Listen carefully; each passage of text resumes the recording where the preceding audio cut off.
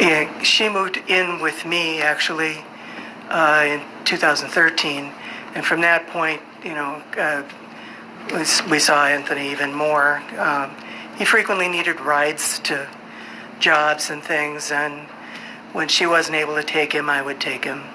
And about how old would Anthony be in this time period? Well, when I moved back, adult, I think he was like 17, maybe, when I moved back here. And even back then, did you ever know Anthony Huber to use a skateboard? Always, always. The skateboard, I must confess, was kind of an annoyance to me because he would, when I first moved back here in 2011, we had a family gathering.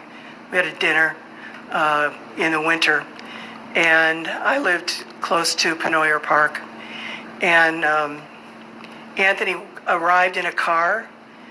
There was a foot of snow on the ground. He walked into my house with a skateboard and was going to, skate on my laminated floors. And I said, you can't skate in the house, and where are you going to skate anyway? Because there's snow on the ground. And he, picked up his skateboard. He went out and he found a place to skate in the snow. I mean, he always, even shortly before he died, when I would take him somewhere, he would know I was picking him up in a car, he was going to go home in a car, he would still have the skateboard in case there was a chance, there was an interesting parking lot somewhere, and he could go out and skate. To the best of your knowledge, was that his main mode of transportation if he wasn't getting rides from you or someone else? Yes, he skated sometimes to jobs if I wasn't available to take him there, or one of his friends. He would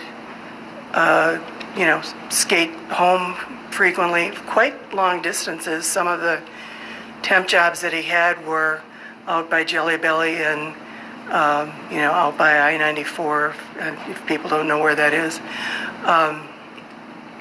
Anton's, that's like Cooper Road or something. And so miles he would go on a skateboard. And was this a hobby of his? Would he compete in skateboarding events to the extent you know? That I don't know. I was sometimes supporter of his habit. Okay. So he would talk to me a lot about it. He would send me videos and things, but I really didn't follow whether he was competing. I know when he was younger, meaning 18, 19, he was actively looking for sponsors and things. I mean, that was something he was interested in, but that never materialized. No, were you finished? I'm sorry. Oh, and I know that as he got older, one of his pipe dreams, he had told me, was that he had a vision for an indoor skate park downtown Kenosha, and So skateboarding was central to his character. Is that fair to say? Yes. Now I'd like to draw your attention or bring you to late August of 2020. Were you living in Kenosha at that time? Yes. And are you aware of the shooting of Jacob Blake and the events that followed that shooting? Yes. And during that time frame, did Mr. Huber contact you? Yes. And when's the first time did you guys have like daily contact, or how did this come about? Well, that whole weekend, a few days before and then certainly after Jacob was shot, we had frequent contact during that period. And did Mr. Huber have any special interest in the Jacob Blake shooting or the events that followed? Yes. And what was that special interest? He told me that he knew Jacob. We had, Anthony would sometimes want to go with me out to Petrifying Springs. There's a memorial bench there that is dedicated to my son who passed away. And after Jacob was shot, Anthony wanted to go out there with me. And while we were there, he told me he had known Jacob. I frankly don't recall how well he knew him. I mean, it just sticks in my memory that he said he knew him. That was the reason why we went out that day. He knew that Jacob had children. He knew, I remember him mentioning a few things about Jacob's life. Let me ask you a question. Sure. Did you know Jacob Blake? I did not. All right. Now, so what day did you go to this, you said a memorial bench for your son? Mm-hmm. And was that someone that Anthony Huber was close to? Yes. And what day did you go to this memorial bench? I believe it was Monday. And that's when he told you about that he knew Jacob Blake, and you discussed his feelings about the protests and all that. Yes. Do you know if he had gone out on any night to engage in a protest? I know he had gone. He had taken his phone. He told me he was just wanting to take some videos. Now, it's been established that Anthony died on the late night of August 25th. Did you see him anytime that day? Yes. Why did you see him?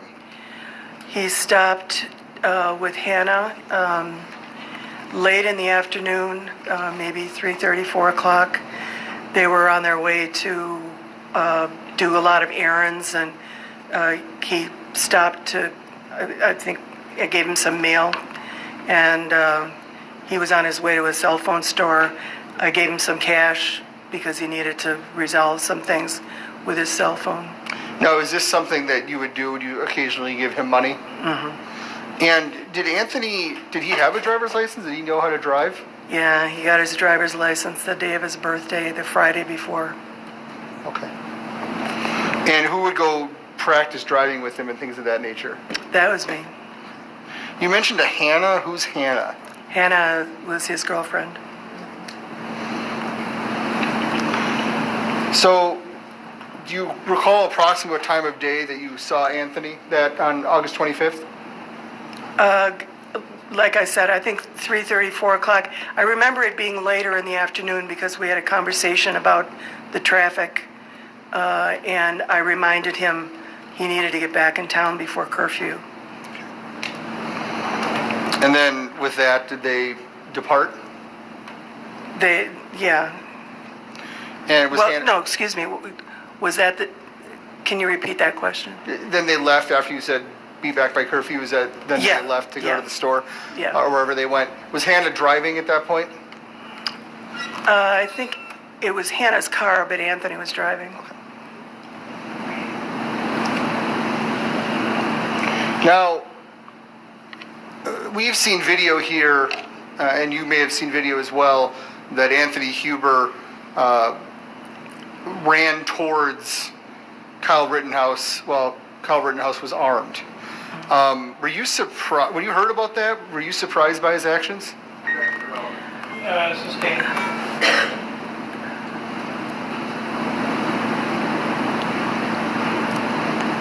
Had you ever seen Anthony Huber run towards danger? Yes. Sustained. As to which ground? Both.